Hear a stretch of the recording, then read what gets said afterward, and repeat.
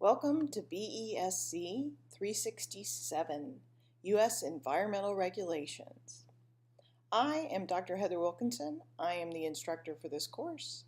Kelsey McWilliams is a graduate student who is serving as TA for the course. Kelsey is quite familiar with the course, having taken it when she was an undergraduate in the BESC program. This color block figure provides an overview of the rationale behind components of the course. There are two overarching goals of this course: concept mastery and integrative and critical thinking. Since it is essential to be conversant in the content and concepts associated with U.S. environmental regulations for many environmental scientist careers, concept mastery is a primary goal of the course. To encourage concept mastery, I've provided for some specific actions you ought to take each week. I encourage you to take high-quality notes as you work through material for this course. Note-taking is an excellent way to begin to connect with material. All evidence for the value of note-taking in studies of learning are associated with handwritten notes. Typed notes may be an efficient way to capture information.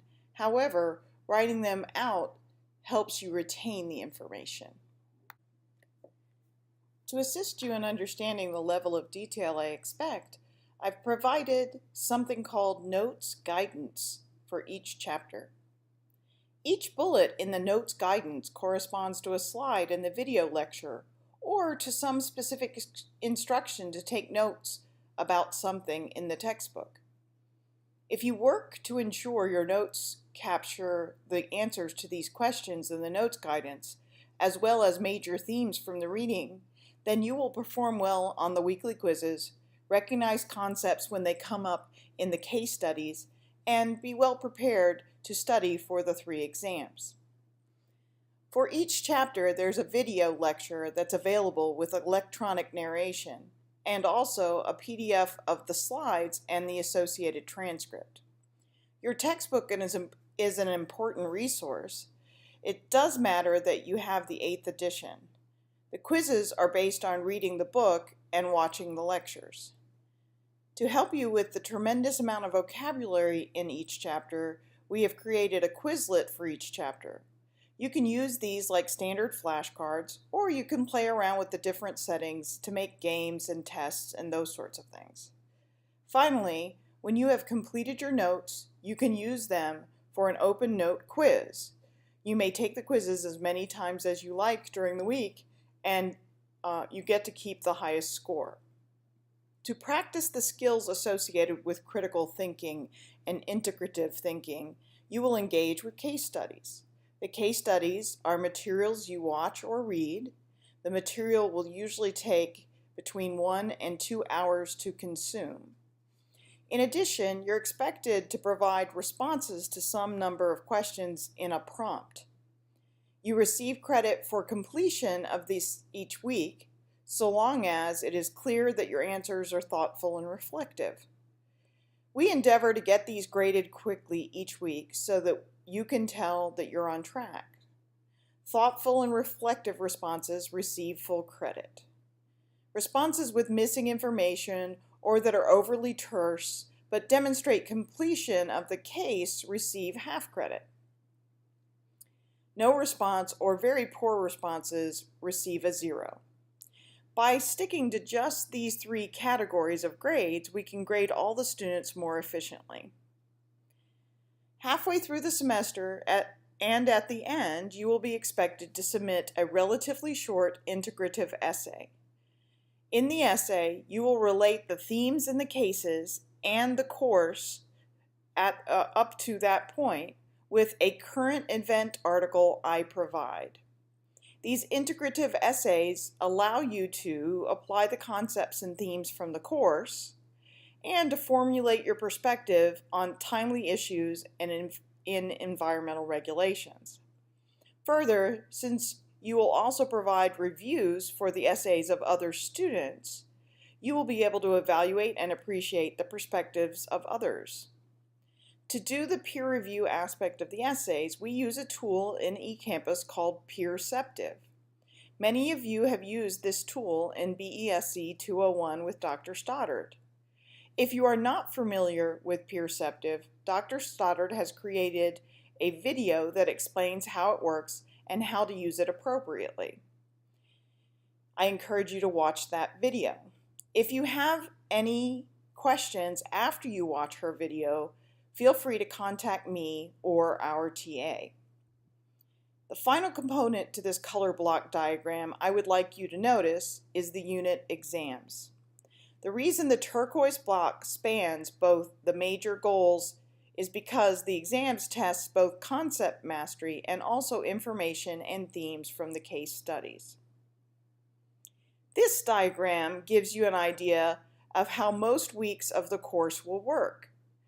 The times when materials will show up in eCampus may be earlier than in this diagram, but should never be any later than indicated. When there is a case study the following week, it will be posted by Friday at 5 p.m., giving you until the following Thursday at 5 p.m. to watch it and submit your response to the prompt. All the materials you need to create a high-quality notes, things like notes guidance and the video lectures, will be published each week on Monday at 12:01 a.m., so 1 minute after midnight. Likewise, each week, with a quiz you have from Monday 12:01 until Sunday at midnight to take it as many times as you wish. This is the schedule of activities across the course this semester. If you look around this schedule, you'll see that the plan is for the entire semester. The colors in this graphic correspond to those in earlier graphics that described the course components and also the events that occur in most weeks. You should note that the week numbers in this schedule correspond to week numbers in eCampus. Finally, I encourage you to spend some time reading over the syllabus so you can understand the policies and expectations associated with the course. In particular, the policies and expectations that are associated with the 3 Thursday night evening exams, and also the overview of how points are distributed across the graded aspects of the course are important. If you have any questions, you can always email me or the TA.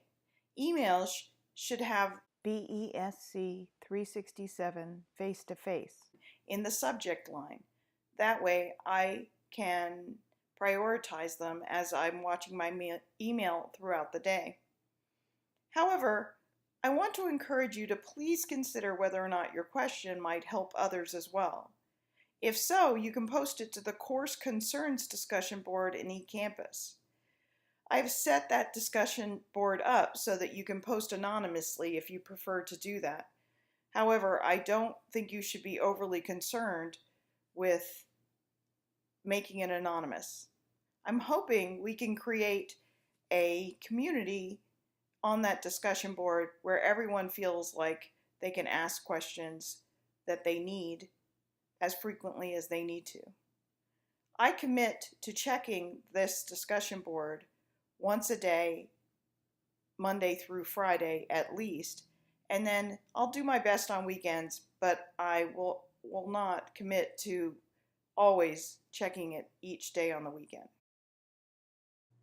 Thanks. Have a great semester and gig 'em.